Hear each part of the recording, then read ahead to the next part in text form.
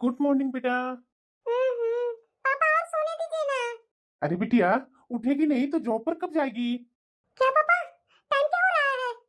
अरे बेटा, अभी 8 बज रहे हैं। 9 बजे तक निकलेगी ना ऑफिस के लिए। तो 1 घंटा में तू तैयार हो जा। नाश्ता मैं जा रहा हूँ बनाने। बोलो, आज नाश्ता में क्या खाओगी? पापा आप भी ना मुझे डरा देते हैं। सुबह सुबह हार्ट अटैक करवा देंगे क्या पापा? कैसी बातें कर रही है बिटिया? मैं कभी सपनों में भी नहीं सोच सकता कि तुम्हारा एक बाल भी बाका हो। अरे भैया, हम लोग सबको पता है कि आपको अपनी बेटी में ही जान बसा हुआ है। नेहा तो कुछ भी बोल देती है, उसकी बातों को सच क्यों मान लेते हैं? देखिए, इस तरीके से शॉक मत होइए। अरे नेहा बेटी, अब उठ भी जा, ऑफिस के लिए लेट हो रही है। और तुम्हारे पापा अपने हाथों से तुम्हारा फेवरेट है आलू का पराठा बनाया है। बुआ जी, पापा ने आलू का पराठा अपने हाथों से बनाया है। हाँ बेटा, मैं अपने हाथों से तुम्हारे लिए सुबह सुबह उठ करके आलू का पराठा बनाया है। जल्दी जल्दी मुंह हाथ धो ले। हाँ बेटा, अगली बार कभी भी मरने का बात मत करना, वरना तुमसे पहले मैं मर जाऊंगा बेटा। पापा, ऐसी बातें मत कीजिए ना सुबह सुबह। आप जानते हैं ना कि आप मेरे लिए क्या है। अरे बिटिया, तुम जानती है ना कि तुम्हारे पापा कैसे हैं। तू भी ना सुबह सुबह इमोशनल हो गई। जा तैयार हो, ऑफिस के लिए लेट हो रही है। हाँ बिटिया जा। तुम्हें मुझे सुबह सुबह बच्चों के जैसा उठाना पड़ता है, तब तुम उठती है। पापा, आप कभी भी इस तरीके से मेरे सामने मरने का बात मत कहिएगा, वरना मैं टूट जाऊंगी पापा। अरे नहीं बेटा, तुम्हारे पापा तो देखो सामने ही खड़ा है। जाओ पहले जल्दी जल्दी तैयार हो। जी पापा। भैया आप भी ना क्या सुबह सुबह बच्ची को इस तरीके से दिल दुखा देते हैं। मैं तो जानती हूँ कि आप में उसका जान बसता है और उसमें आपका जान बसता है। सुबह सुबह इस तरीके से क्यों बोलते हैं? अरे सुन है ना, बिटिया के लिए टिफिन पैक करना है, मैं किचन में जा रहा हूँ। अच्छा ठीक है भैया, ठीक है। जब से मैं यहाँ आई हूँ तब से भैया कोई ना कोई बहाना लगा करके मेरे पास से चले जाते हैं। मैं बात करना चाहती हूँ लेकिन भैया मेरे से बात ही नहीं कर रहे हैं। आखिरकार नेहा बिटिया भी तो बड़ी हो रही है ना। भैया प्लीज। अरे क्या हुआ सुन है ना? आपको पता है भैया कि मैं यहाँ किस लिए बैठी हूँ? और जब भी बात शुरू करती हूँ बस आप उठ करके जाने लगते हैं। आखिर क्यों भैया? मैं जानती हूँ भैया कि नेहा आपकी दुनिया है और नेहा के लिए उसके पिता नहीं है, आप भगवान हैं। आपने नेहा को पालने में पूरी जान लगा दी और आपने कभी दूसरी शादी के बारे में नहीं सोचा क्योंकि आपको डर था ना दूसरी औरत के कारण आप बेटी पर ध्यान नहीं देंगे। यही सोच करके आपने शादी नहीं किया ना भैया। जब तुम जानती हो तो क्यों एक बात को बार बार रिपीट कर रही हो? भैया, नेहा को भी अपनी जिंदगी को जीने का फ्रीडम दीजिए। आप कब तक उसके माँ बाप दोनों बने रहेंगे? कब तक उसे अपने आंगन के छांव में बिठा कर रखेंगे? उसकी शादी करवा दीजिए भैया। तुम्हें पता है ना सुन है ना, कि मेरी बेटी अभी तक अपने पैरों पर अच्छे से खड़ी नहीं हुई है। अभी पहली जॉब कर रही है और इसी में मैं उसे शादी करके घर बसा दूं? नहीं, ऐसा नहीं कर सकता हूं मैं। मेरी बेटी मेरा गर्व है। वो अपने पैरों पर अच्छे से खड़ी होगी ना, उसके बाद मैं सोचूंगा उसकी शादी के बारे में, लेकिन अभी तो कतई नहीं। भैया, आप कब तक इस तरीके से बातें करेंगे? अरे आपकी बेटी अब बड़ी हो गई है। बड़ी हुई है तुम लोग को नजर में सुने ना, लेकिन मेरी नजर में भी बड़ी नहीं हुई है। जब तक वो अपने पैरों पर खड़ी नहीं होगी, अपना मुकाम हासिल नहीं करेगी, तब तक मैं उसकी शादी के बारे में सोचूंगा भी नहीं। तुम्हें पता है ना कि जब वो छोटी थी तभी इसकी माँ दुनिया छोड़ करके चल बसी थी। कैसे लोग तरह तरह के सब ताने देते थे कि मेरी बेटी के कारण मेरी पत्नी चली गई। तरह तरह के बातें बोलते रहे कि मेरी बेटी अब सगुनी है, लेकिन मेरी बेटी मेरे लिए अब सगुनी नहीं, मेरे लिए गर्व है। वो तो मैं जानती हूँ भैया कि आपकी बेटी आपके लिए गर्व है, लेकिन अब उसकी जॉब लग गई है। अब उसकी शादी के बारे में सोचने में क्या बुराई है? तुम्हें नहीं पता है सुनैना कि मेरी बेटी का क्या सपना है? जब तक वो सपना पूरा नहीं होगा तब तक मैं अपनी बेटी की शादी के बारे में कभी सोचूंगा ही नहीं। बस आगे से ये सब बातें मेरे सामने मत बोलना। आई है मायके तो अच्छे से रहो, खाओ पियो, आराम से अपना ससुराल जाओ, लेकिन इस टॉपिक पर अब बात नहीं होगा। किचन में जा रहा हूँ, मेरी बिटिया आने वाली है, उसके लिए शाम का चाय नाश्ता बनाने जा रहा हूँ। पियोगी तो बोलो, मैं बना देता हूँ। ये भैया भी ना नहीं मानने वाले हैं। मैं क्या करूँ, कैसे इन्हें मनाऊं? मेरी बिटिया को चीजी पास्ता पसंद है, जल्दी जल्दी उसके लिए चीजी पास्ता बना देता हूँ। पापा। अरे आ गई बिटिया, जा हाथ पैर धो, मैं जब तक तुम्हारे लिए तुम्हारा फेवरेट नाश्ता बना करके ला रहा हूँ। पापा, आप मेरे बारे में कितना सोचते हैं, कितना कुछ करते रहते हैं आप। थक नहीं जाते हैं? थोड़ा आप आराम कर लीजिए पापा। अरे बेटा, तेरी कामयाबी देखूंगा ना तो मेरी सारी थकान उसी दिन मिट जाएगी। पापा, मैं आपको कभी निराश की हूँ? कभी नहीं करूंगी। और इस बार भी मैं मेहनत करूंगी। देखिएगा, एक दिन न एक दिन शहर की बहुत बड़ी कंपनी में मेरी जॉब लगेगी पापा। उसकी अभी मेहनत कर रही हूँ, अभी इंटर्नशिप में हूँ। तो कोई बात नहीं, आगे जाकर के मुझे तो अच्छा ही कंपनी में नौकरी लगने वाली है। इसकी चिंता आप मत कीजिए पापा। अरे बेटा यही तो मेरा सपना है कि तू अपने सपनों को जियो। ठीक है पापा, आज मैं आ गई हूँ। जाइए बैठिए, हाथ पैर धोइए। मैं आज आपके लिए मैं अपने लिए कड़क चाय बनाकर लाती हूँ। अरे नहीं नहीं बेटा, तू थक करके इतना दूर से आई है, तू बैठो, मैं आ रहा हूँ, बना करके ला रहा हूँ। बस कीजिए पापा, आप थक जाते हैं सुबह से जो उठते हैं मेरे लिए काम करते जो रहते हैं, काम करते रहते हैं। जैसे बुआ जी है या चली गई? अरे बेटा तुम्हारी बुआ सुबह को ही चली गई। ठीक है पापा, आप चलिए बैठिए, मैं चाय बनाकर लाती हूँ। अच्छा ठीक है बेटा, तू नहीं मानने वाली है, लेकिन हाँ सब चीज मैं कर दिया हूँ, बस चाय में उबाल आएगा, बस चाय तैयार है। जी पापा, मुझे सब पता है कि चाय कब बनता है, पास्ता कब बनता है। सच में पापा ने तो चाय भी चढ़ा रखी है और दूसरी तरफ पास्ता भी। आज मैं गर्व से बोलती हूँ कि मेरे पापा के जैसे दुनिया में किसी के भी पापा नहीं होंगे। मेरे लिए तो मेरे पापा ही सब कुछ है। माँ का ममता और पिता का सहारा, ये दोनों तो मुझे पापा से ही मिला। मेरे पापा ही मेरी ताकत है। मेरे पापा ही छोटी बड़ी खुशी पर सबसे ज्यादा खुश मेरे पापा ही होते हैं। मेरी तबीयत अचानक कैसे खराब लग रही है। ओह, मेरी बेटी भी नहीं है घर पर। इतना थकान क्यों रहने लगी है शरीर में। दिखाना ही पड़ेगा डॉक्टर से, ऐसे कैसे चलेगा। क्या हुआ डॉक्टर, थोड़ी सी कमजोरी तो लग रही थी, उसके कारण इतने सारे रिपोर्ट करवा दिया आपने। देखिए आपकी बीमारी काफी आगे निकल चुकी है, कितने दिन और जी पाएंगे ये मैं कह नहीं सकता हूँ। पापा, आप कहाँ गए थे? मैं कितने समय से आपका इंतजार कर रही थी।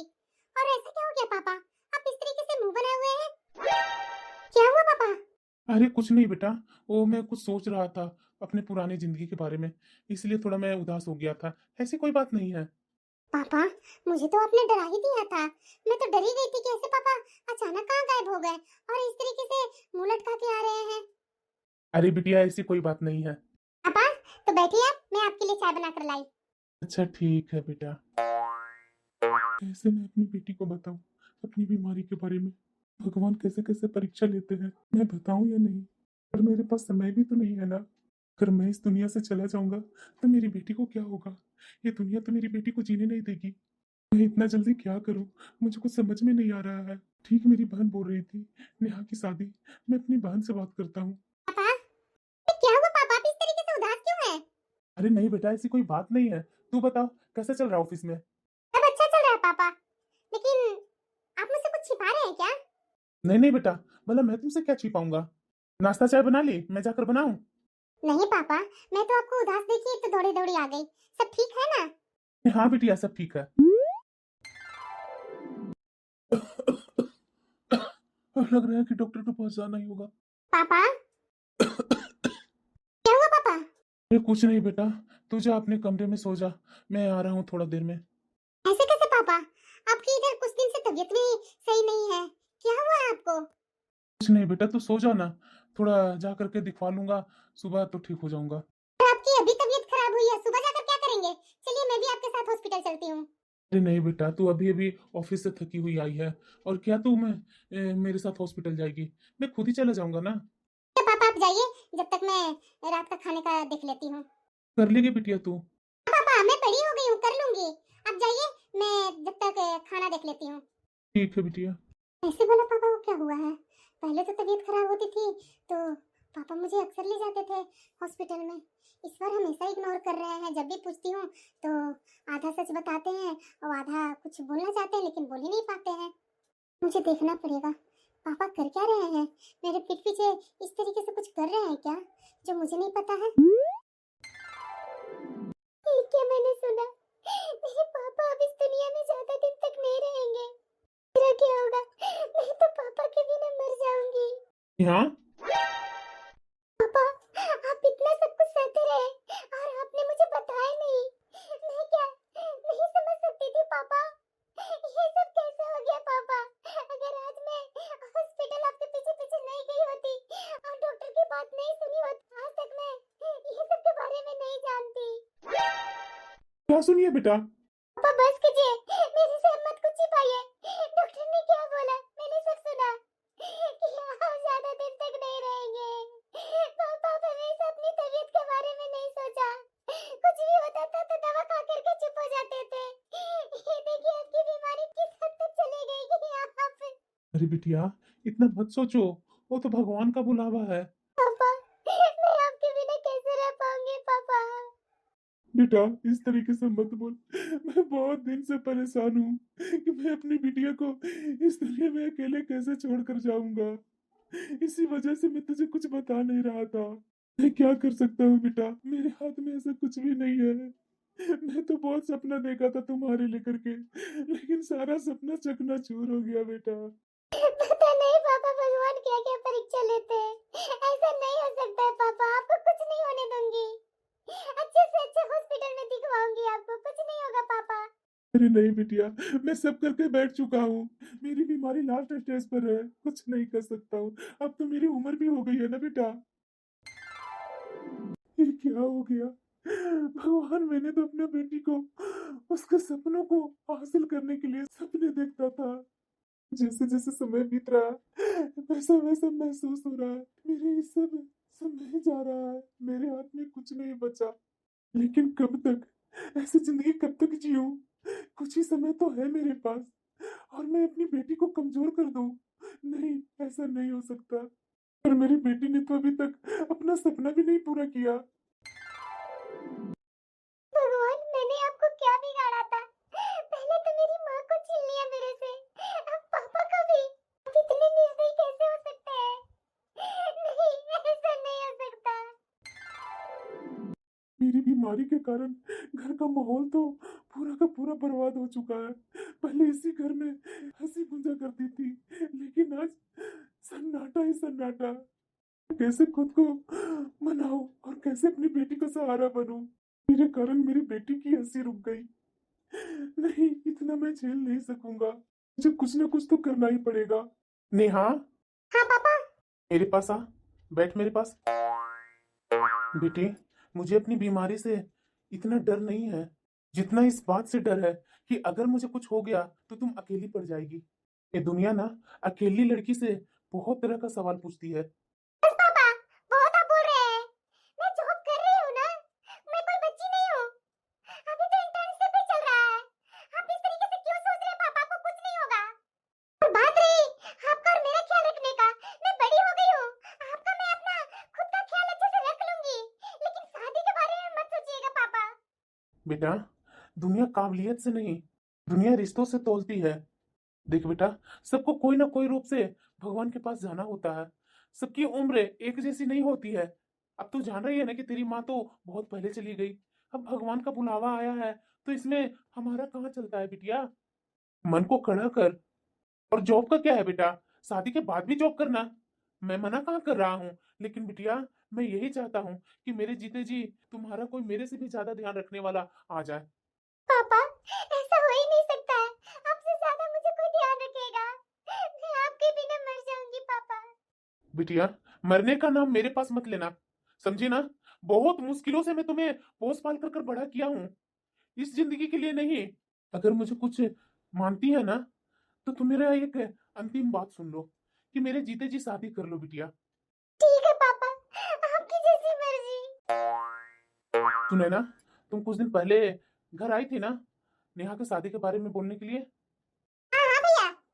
तो देखो, अगर अच्छा रिश्ता कहीं तुझे मिलता है तो मुझे बताना। क्या भैया, तैयार हो गए अपने यहाँ के शादी के लिए? हाँ। ठीक है भैया, मैं जल्दी इधर उधर पता करती हूँ, कोई अच्छा लड़का होता है तो मैं आपको बताती हूँ। ठीक है। नेहा बेटा, हाँ बोलिए पापा। तुझे पता है ना कि आज लड़के वाले आ रहे हैं तुझे देखने के लिए, तो ऑफिस से थोड़ा पहले ही आ जाना। जी पापा। यही मेरी बेटी हर चीज के लिए जिद करती थी, और आज आज तो जिद करना ही भूल गई। क्या सुने ना, लड़के वालों ने क्या बोला? भैया, कितने तो लड़के वाले दहेज का मांग कर रहे हैं, और कितने बोलते हैं कि लड़की बहुत मॉडर्न है। बोल रहे थे कि हमारे घर की बहू ऐसे कपड़े नहीं पहनती।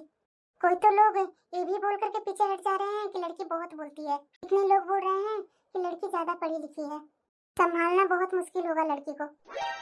अच्छा हुआ इन लोग के घर में मेरा रिश्ता नहीं हुआ, भला मैं ऐसे घर में क्यों जाऊं। चलो, कुछ दिन का तो राहत मिली मुझे।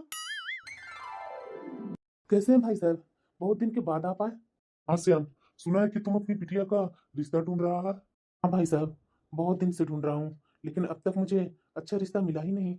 अगर तुम चाहो, पास के गांव में एक घर है, लड़का सीधा साधा है और उसका खेती बाड़ी है, परिवार बड़ा है उसका, लड़के वाले को कोई दिखावा नहीं, और सबसे बड़ी बात कि लड़की को अपनाने का मुझे पूरा वादा है कि वो लोग लड़की को अपना लेंगे। अगर तुम बोलो तो मैं बात बढ़ाता हूँ। ठीक है भाई साहब, अगर लड़का अच्छा है, सीधा साधा और मेरी बेटी को अपनाने के लिए तैयार है तो मैं भी एग्री हूँ। और वैसे भी मेरे पास वक्त बहुत कम है, मैं नेहा को बिना बताए ये शादी डन कर लेता हूँ। नेहा का फोटो है ना, नेहा का फोटो दिखा करके मैं ये रिश्ता डन कर लेता हूँ। क्या सोच रहे हो रमेश, चलोगे लड़का दिखने? ठीक है भाई साहब, अगर आप बोलते हैं तो चलिए दिखाता हूँ। हाँ तो ठीक है, तैयार हो जाओ। जी। हाँ तो ठीक है भाई साहब, जब आप लड़का देख लिए आपको पसंद है तो आगे शादी का बात करते हैं ना। हाँ ठीक है भाई साहब। रमेश, तुम्हें लड़का पसंद है ना? अच्छा से देख लिया ना, फिर बाद में मत बोलना। हाँ हाँ, मुझे लड़का पसंद है। तो ठीक है भाई साहब, मैं पंडित जी को भी बुला देता हूँ। हाँ ठीक है भाई साहब, मैंने तो रिश्ता पक्का कर दिया। पापा सुबह सुबह कहाँ गए थे? अरे बेटा, वो पास के गांव में एक लड़का दिखने गया था और मैं तुम्हारे लिए लड़का पसंद भी कर लिया है। कुछ ही दिनों बाद तुम्हारी शादी है।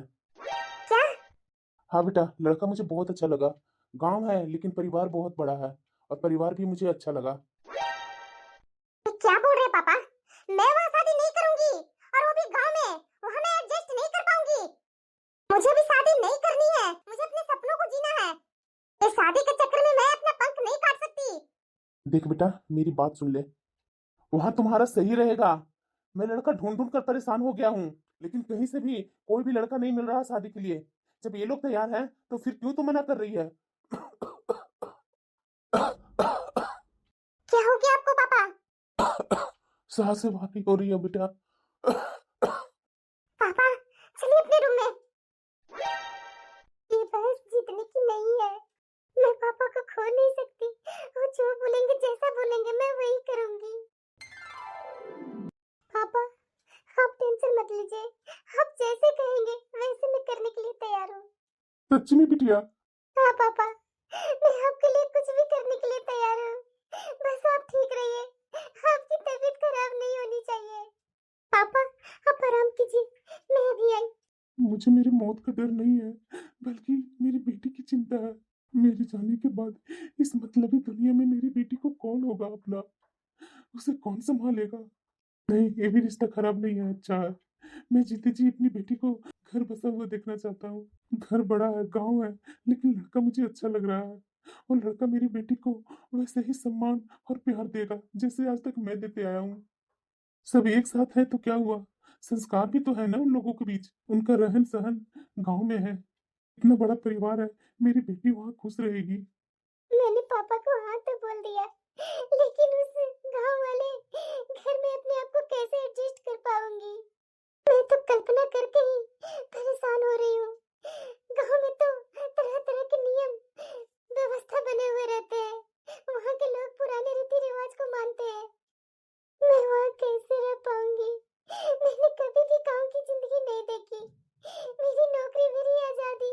मैं उस घर में शादी नहीं कर सकती, लेकिन क्या करूं? पापा की ये बीमारी के कारण मुझे न चाहते हुए यहाँ करना पड़ रहा है। नेहा बिटिया, बेटा, मेरे पास समय बहुत कम है। मैं तुम्हें इस दुनिया में अकेले छोड़कर सुकून से मर भी नहीं पाऊंगा।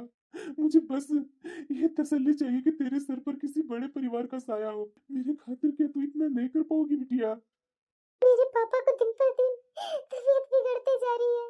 एक भी टेंशन उनके लिए जान का खतरा ना हो जाए। मेरे लिए मेरे पापा पूरी दुनिया से लड़ जाते हैं। आज वही पिता अपनी बेटी की भविष्य के लिए उन लोगों के सामने हाथ जोड़ करके आए हैं। ठीक है पापा, जैसा आप चाहते हैं वैसा ही होगा। मैं उस घर में शादी करने के लिए तैयार हूँ। बस आप अपने तबीयत का ख्याल रखिए। आपकी खुशी से बढ़कर मेरे लिए कुछ नहीं है। बिटिया तू वहाँ खुश रहेगी, वहाँ हमारा पूरा परिवार है, तुम्हारा सारे लोग ख्याल रखेंगे। मेरा सारा सपना धीरे धीरे लग रहा है कि सब खत्म हो जाएगा उस घर में जाने के बाद। पापा की ऐसी हालत भी तो नहीं है ना कि मैं ज्यादा इंतजार कर सकती हूँ। डॉक्टर ने तो साफ साफ बोल दिया कि इनके पास समय नहीं है। पापा को दुखी नहीं देख सकती। अब तो मेरी बेटी का शादी का नजदीक दिन आ गए।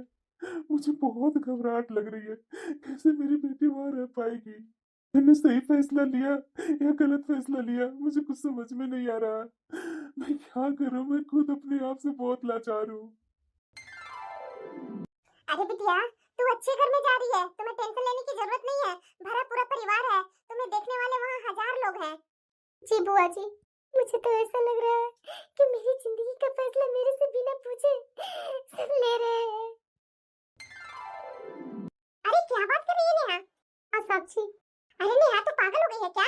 तूने पूरी जिंदगी शहर में बिताई है, एसी वाले ऑफिस में काम किया है, और तुम उस गांव में जहाँ बिजली का ठिकाना नहीं रहता, वहाँ पुराने रीति रिवाजों का बोलबाला है, वहाँ तो कैसे रह पाओगी? तू घुट जाएगी यार। और वो भी इतना बड़ा परिवार है, वहाँ तो तेरी अपनी कोई पहचान भी नहीं बचेगी। तू अपनी आजादी, अपनी नौकरी, सब कुछ दांव पर लगा रही है। क्या तुम सच में वहाँ खुश रह पाओगी? देखो साक्षी, तुम अपनी जगह पर सही हो। मुझे भी डर लग रहा है कि मैं उस माहौल में ढाल पाऊंगी या नहीं। लेकिन एक बात बता, जब माँ नहीं थी तो पापा ने तो अपनी पूरी जिंदगी मेरे नाम कर दी ना। उन्होंने कभी अपनी पसंद नापसंद नहीं देखी, बस मेरी खुशी देखी। आज डॉक्टर ने भी कह दिया है कि उनके पास समय बहुत कम है, तो उनकी आंखों में अपनी मौत का डर नहीं है, बल्कि मेरे अकेलेपन का खौफ दिखता है। उन्हें लगता है कि बड़े परिवार में मैं सुरक्षित रहूंगी। उनकी आखिरी ख्वाहिश है, और उनके सुकून के लिए अगर मुझे अपनी पसंद छोड़नी पड़े तो ये सौदा महंगा नहीं है। मैं गांव जा रही हूँ क्योंकि मेरे पापा का सुकून वही है। सच में नेहा, तुम्हारी ये निस्वार्थ प्रेम को कोई जवाब नहीं है। तुमने तो साबित कर दिया कि तुम सिर्फ एक पढ़ी लिखी लड़की नहीं, बल्कि एक ऐसी बेटी है जो तुमने अपने पापा का साया को बचाने के लिए किसी भी समंदर को पार कर सकती है। काश मेरे पापा की तबीयत ठीक होती ना, तो मैं इस शादी के लिए कभी हाँ नहीं करती। भैया, शादी तो एकदम पूरी सादगी तरीके से आप करवा रहे हैं नेहा का। तो क्या करूं? ठीक है भैया, जैसी आपकी मर्जी। चलिए जल्दी जल्दी जो भी नियम है वो पूरा कीजिए, बारात आने वाली है। हाँ ठीक है, चलो। बिटिया, तू रो मत। मैं तो बस इसलिए रो रही हूँ कि ये दुनिया मेरी अपनी थी, जहाँ मैं खुल करके सांस ले सकती थी। जहाँ मैं किसी की बहू नहीं थी, सिर्फ एक बेटी, और वो भी लाडली बेटी। अब यही मेरा घर, आंगन, शहर सब छूट जाएगा। बेटा, उस माहौल में थोड़ा सब्र रखना, देखना धीरे धीरे सब ठीक हो जाएगा। आज तो मैं सबसे मजबूत सहारा को छोड़ करके जा रही हूँ। अरे बिटिया, इतना रो क्यों रही है? सबकी विदाई होती है, मेरी भी विदाई इसी घर से हुई थी। सोचो मेरी माँ और पापा कैसे विदा किए होंगे। अरे सब लड़की की जिंदगी में ऐसा तकलीफ आता है, क्या करेगी? लड़की है ना, जिंदगी तो दूसरे के घरों में ना तुम्हारी बीतेगी। चुप हो जा, तू जानती है ना कि तेरे पापा की तबीयत सही नहीं है। अरे खुशी खुशी जा अपने घर में, अब वही तुम्हारा घर है। ये तो तुम्हारा मायका था बिटिया, यहाँ का मोह माया छोड़ो। बिटिया आज मेरी गीता होकर चल गई, मुझे बहुत उसकी याद आ रही है। मैं करूँ तो क्या करूँ? और खुश तो रहेगी ना? पता नहीं क्या क्या भगवान करवाता है। मैंने कभी भी नहीं सोचा था कि मेरी बेटी का ये भविष्य होगा। मैंने तो अपनी बेटी के लिए तरह तरह के सपने देखा था कि मेरी बेटी ये करेगी वो करेगी, लेकिन भगवान की कुछ और ही मर्जी थी। अरे भैया बस कीजिए, कितना रोएंगे आप? बेटी को एक दिन ना एक दिन तो विदा करना था ना। आपका स्पेशल पिता एक नहीं है जो बेटी को विदा किए हैं। अरे सारे लोग करते हैं भैया, आप इतना उदास क्यों हैं, इतना रो क्यों रहे हैं? अरे अपनी बेटी की सुखी जिंदगी का कामना कीजिए ना। भाई तुम ठीक बोल रही है, मैं बहुत सोच रहा हूँ अपनी बेटी के लिए। मैं तो ऐसी मोड़ पर आ गई हूँ जहाँ से लौटना आसान नहीं होगा। क्या घर तो बड़ा है, कमरे भी बहुत है, लेकिन ये गाय भैंस बंधे हुए यहाँ तो सब मुझे किस तरीके से देख रहे हैं। मुझे तो बहुत अजीब लग रहा है। यहाँ तो मेरे कपड़े को सब देख रहे थे अजीब नजरों से, बोलने के तरीके पर भी अजीब तरीके से गौर कर रहे थे, और सब आपस में फुसफुसा रहे थे कि ये तो शहर वाली बिल्कुल मॉडर्न लड़की आई है। नहीं, मैंने ठान लिया है कि पहला दिन है, कोई बात बिगाड़ना नहीं है। लड़का तो बहुत सीधा साधा है, कम बोलता है, ना हंसता है ना ज्यादा बातें करता है। यहाँ आने के बाद तो मैं देख रही हूँ मेरा पति अपनी माँ के इशारों पर चलता है। ये सब तो मुझे अजीब लग रही है, लेकिन शायद हो सकता है कि गांव का है माहौल ना,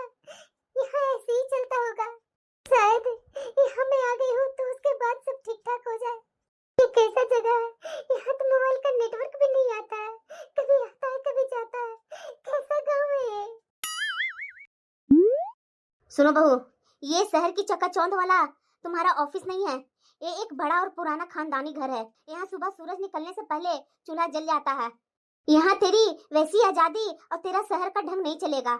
यहाँ तुम्हें मर्यादा और इस घर के कायदों में ढलना होगा। यहाँ तेरे शहर वाले तौर तरीके तो बिल्कुल भी नहीं चलेंगे। इस बात पर तुम ध्यान देना।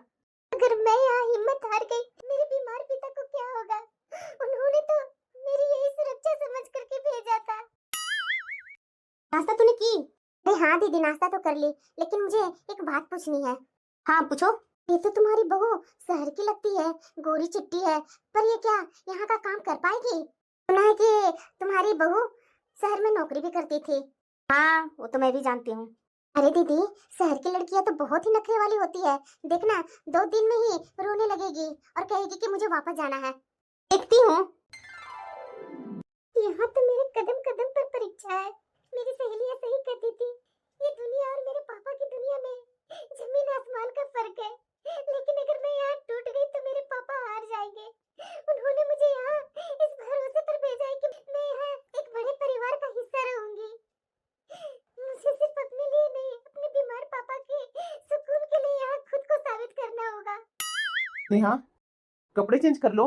इस भारी भरकम कपड़े में कब तक रहोगी तुम? शायद ये अजनबी मेरा पति, शायद मेरा यही सहारा बनेगा जिससे मैं अपने दिल की बात कर सकूंगी। मैं आपसे एक बात पूछूं? हाँ पूछो।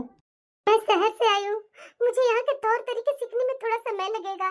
यहाँ से बहुत अलग है। क्या आप मुझे समझाएंगे कि मैं इस बड़े परिवार और गांव के माहौल में खुद को कैसे ढालूं? मुझे डर लग रहा है कि मुझसे कोई गलती न हो जाए। देखो नेहा, यहाँ ज्यादा सवाल जवाब करने की जरूरत नहीं है।